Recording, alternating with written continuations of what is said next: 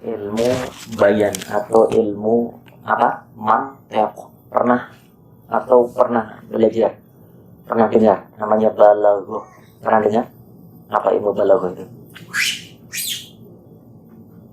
Ilmu yang mempelajari tata cara bagaimana kita menyusun kata-kata yang indah, sehingga ketika orang menyampaikan pesan melalui kalimat atau ucapannya itu membuat orang itu terpukau karena dengan keindahan setiap kalimat yang disampaikan. Kenapa? Dia sudah mampu menguasai ilmu balaghah, ilmu mantiq, ilmu bayan. Ya, insyaallah anak-anakku nanti suatu saat akan sampai ya pada catatan ilmu atau bisa memperoleh pelajaran yang di mana kita butuh atau perlu untuk mempelajari ilmu balaghah ini untuk menyusun kalimat sehingga menjadi bait-bait syair yang itu begitu indah dengan kaidah kadah nahwu dan shorof. Lasihron sungguh benar-benar mengandung kekuatan sihir. Lasihron sungguh atau benar-benar mengandung kekuatan sihir. Wa dan inna sungguhnya minasyi'ri min dari asyi'ri syair lahikmatan itu mengandung hikmah atau kata-kata bijak. Kata-kata bijak.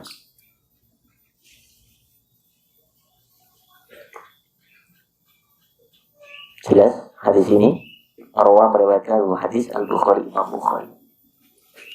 Jadi ketika kita sudah menguasai ilmu balaghah, ilmu bayan atau apa tadi, keindahan dalam menyampaikan setiap kalimat atau bahasa atau makna lain adalah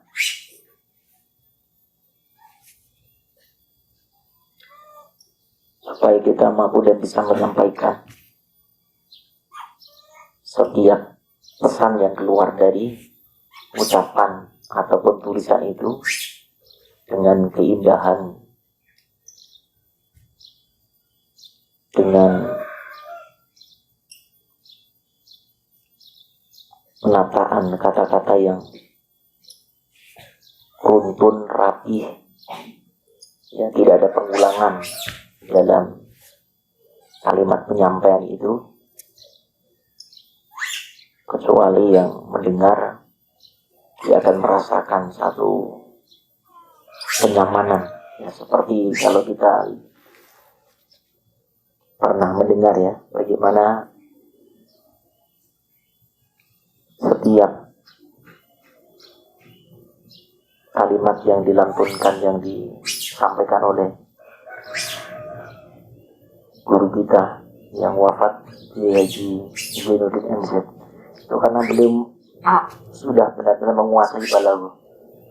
Jadi setiap tutur katanya, penyampaiannya itu mampu dan bisa dicerna dari mulai masyarakat kecil, awam sampai orang-orang yang kalangan pejabat tinggi negara. Karena cara menyampaikannya, cara orasinya sesuai dengan kaidah-kaidah ilmu bayan, dan itu ternyata ada ilmunya, tidak hanya sekedar hanya kita mendengar, tapi ada bab-bab yang harus kita kaji, kita pelajari. Hadis berikutnya, qala Rasulullah sallallahu alaihi wasallam, inna min ibadillah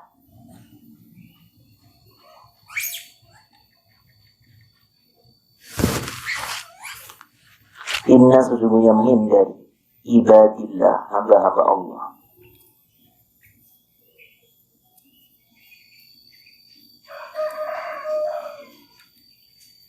Man, ada seseorang.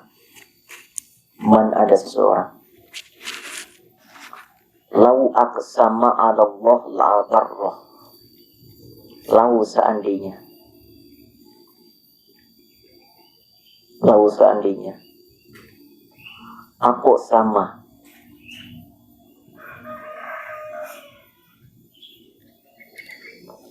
Dia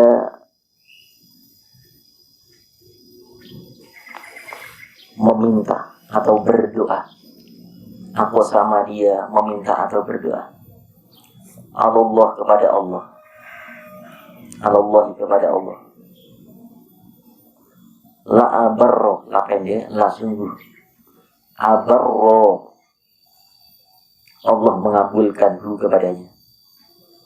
La abarro, la sungguh. Abarro, mengabulkan hu kepadanya. Rawahu, meriwayatkan hadis Al-Bukhari, Imam Bukhari wa Muslim. Jadi ada di antara hamba-hamba Allah Subhanahu wa Ta'ala yang kita tidak tahu dari lisan siapa doa itu dijabah. Makanya dari hadis ini kita bisa ambil hikmah, kita tidak boleh meremehkan, ya, kepada seseorang. Jangan lihat itu karena lusuh pakaiannya, jelek,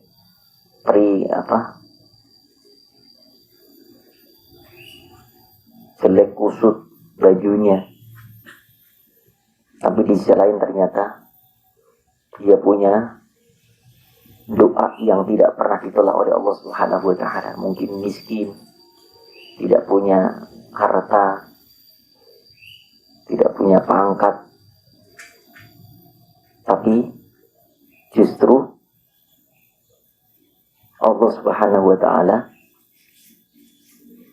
tidak akan pernah menolak jika dia berdoa.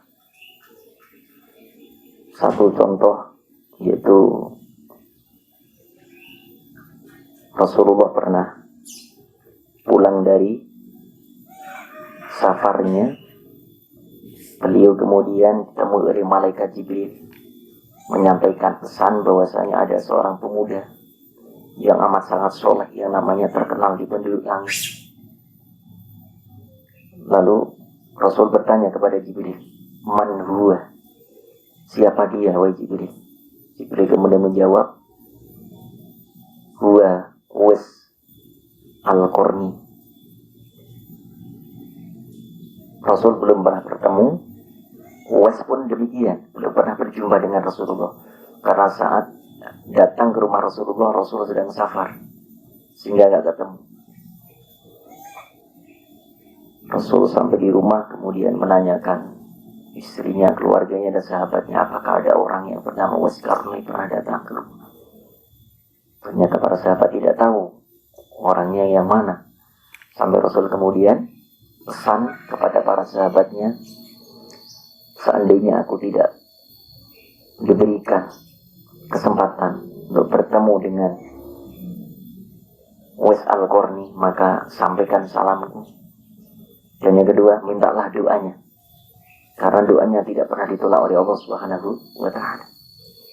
Di masa Abu Bakar, sahabat Umar, mereka menunggu menanti, ya, karena pesan Rasulullah sampai Rasulullah wafat. Dan benar, Rasul pun gak pernah bertemu dengan Uwais Al-Qarni.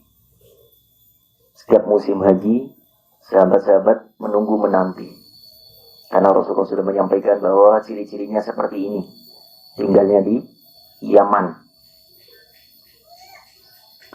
Dicegat semuanya jamaah haji yang dari Yaman, ditunggu dinanti, mana ada namanya nggak Uwais Al-Qarni. Singkat cerita kemudian mereka benar ketemu dengan rombongan yang di situ kaya raya dengan bawaan yang lengkap, mewah, Kemudian tanya sahabat Umar itu, adakah di antara kalian yang namanya Uwais Al-Qarni? Mereka yang ditanya nggak peduli, artinya nggak pernah tahu bahwa yang dicari itu adalah Uwais Al-Qarni yang di kampungnya tukang gembala kambing, gembala unta, itu pun menjadi tetangga, orang yang miskin, musuh bajunya. Uwais Al-Qarni yang mana ya Khalifah? Apakah orang yang gembala kambing itu, gembala domba itu, gembala unta itu? Akhirnya Umar kemudian, boleh jadi ternyata apa, saat sang bos-bos dari Yaman ini menikmati santapan siangnya dengan pelayanan spesial yang mereka membawa para khotimnya, ternyata apa, di kejauhan ada seorang pemuda yang di bawah pohon sedang menunggui unta-unta mereka. Umar kemudian mendekati, apakah engkau Uwais Al-Qarni? Benar, Khalifah, saya ada Uwais Al-Qarni. Subhanallah. Dipeluknya, dan kemudian sahabat ini, kata Umar ini, menyampaikan bahwa engkau mendapatkan salam dari Rasulullah Shallallahu Alaihi Wasallam. Lalu yang kedua, tolong doakan aku. Ya Allah, tingkatan seorang sahabat yang sudah dijamin surga, ternyata disuruh Rasulullah masih minta doa kepada orang yang miskin, yang biasa, yang lusuh bajunya, yang miskin, dengan tanpa ada embel-embel pangkat dan harta di sisinya. Tapi subhanallah, ya, maka kita nggak boleh meremehkan seseorang karena miskinnya. Nah, ini boleh jadi anak-anak ketika ada permintaan dari jamaah yang sering habis sampaikan, ayo jom kita doakan jamaah kita ada yang sakit, termasuk hari ini ya, ada permintaan jamaah yaitu Ananda Novia. Semoga Allah angkat penyakitnya, wasiat afiatkan, sembuhkan seperti sedia kala. Kita tidak tahu, di antara kita mungkin ada yang mustajab doanya karena masih tulus, ikhlas, polos, ya. Nah, inilah kekuatan doa. Novia, ya Allah, isfi marduh, isfi marduh, ya, isfi marduh, ya. Barakatil Fatihah. Amin. Iya kan.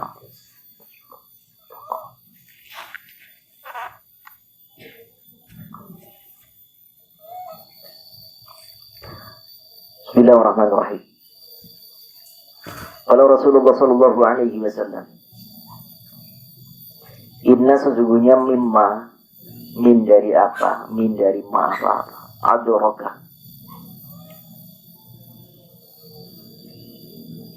adroka yang menemukan atau yang mendapatkan an-nasu manusia, min dari kalami ucapan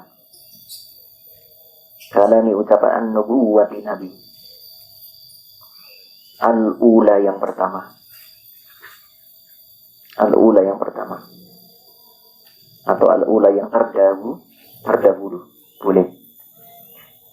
Sesungguhnya di antara perkataan para nabi terdahulu, inna mimma adrokan nas min kalami nubuwatil ula, idza lam tastahi, idza apabila lam tidak tastahi, kamu merasa malu,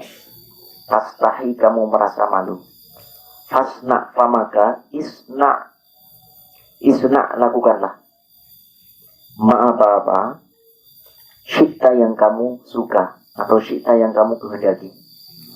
Rawi meriwayatkan hadis Al-Bukhari, Imam Bukhari. Jadi Rasulullah pernah menyampaikan kepada umatnya bahwa ketika seseorang sudah tidak punya rasa malu, maka dia akan melakukan segala hal. Makanya al-haya'u minal iman. Karena apa? Malu sebagian daripada iman. Dulu zaman abdi sekolah, zaman sekolah dulu di bangku sekolah SD, itu anak-anak ya seumur Abi, umur berapa itu? Kalau SD umur berapa? 6 tahun ya. Itu ketika saat ada pembagian bangku, kursi, ternyata kita mendapatkan bangku atau kursi persis di sampingnya